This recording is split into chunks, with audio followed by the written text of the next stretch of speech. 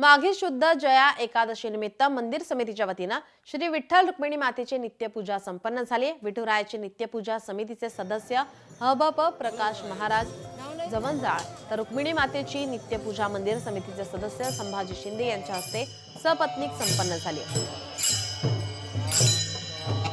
माघी यात्रेच्या सोहळ्यासाठी पंढरपुरात जवळपास 5 लाख भाविक दाखल झाले। त्यापैकी 3.5 लाख भाविक 65 एकर भक्ती सागर परिसरामध्ये वास्तव्यास आहेत।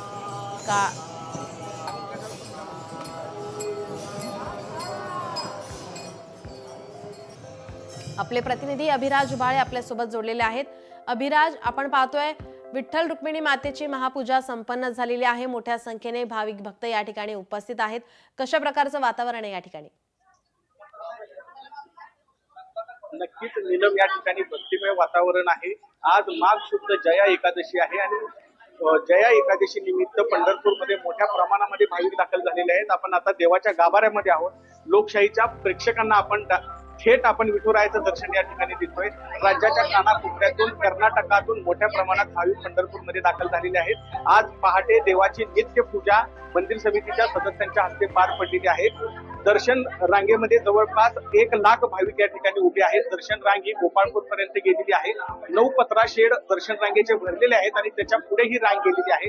भाविकांना विठुरायाचं पदस्पर्श दर्शन घेण्यासाठी जवळपास 20 ते 25 तासांचा कालावधी लागतोय आणि मंदिर समितीने या दर्शन रांगेमध्ये भाविकांना कुठलाही त्रास होऊ नये म्हणून चहा, पाणी, नाश्त्याची सोय केलेली आहे। जो पोलीस बंदोबस्त करण्यात आलेला आहे। आपण बघू शकतो मंदिर देखील आकर्षक अशा फुलांनी सजवण्यात आलेलं आहे। मोठ्या प्रमाणामध्ये मंदिराच्या वर विद्युत रोषणाई देखील करण्यात आलेली आहे। माझ्यासोबत पुण्याचे विठ्ठल भक्त सचिन चव्हाण आहेत। त्यांनी ही सजावट देवाच्या चरणी अर्पण केलेली आहे। कोणत्या प्रकारच्या फुलांचा वापर केलेला आहे आणि किती फुलं वापरली? जवळजवळ आपण 2 टन फुलांचा वापर केलेला आहे। झेंडू असन, शेवंती असन, कामिनी असून, सूर्यफूल असन, असं विविध फुलांचा वापर करून आपण ही सजावट केलेली आहे। किती टन फुलांचा वापर? जवळजवळ 2 टन फुलांचा वापर करून ही सजावट आपण केलेली आहे। किती वर्षापासून ही सजावट करताय आणि तुम्हाला काय वाटतंय विठू भक्त म्हणून? जवळजवळ आपण हे 10 वर्ष झाले सजावट करतोय। विठ्ठल भक्त म्हणून असं वाटतं की आम्हाला ही संधी पांडुरंगानेच म्हणायला लागेल। पांडुरंगाने वारंवार देवाने आमच्याकडून ही सेवा घडून घेऊ हीच पांडुरंगाची त्यांच्याकडून प्रार्थना आहे।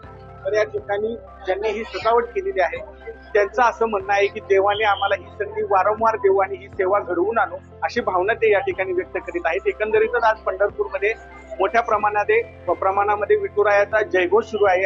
हरिनामाच्या गजरामध्ये अवघी पंढरी दुमदुमी गेलेली आहे आणि वारकऱ्यांची मांदियाळी पंढरपूरचं विठ्ठल मंदिर असो, प्रदक्षिणा मार्ग असो, चंद्रभागा नदी असो किंवा चंद्रभागा वाळवंट असो या ठिकाणी मोठ्या प्रमाणात पाहायला मिळत आहे। धन्यवाद आपण दिलेल्या या सविस्तर माहितीसाठी।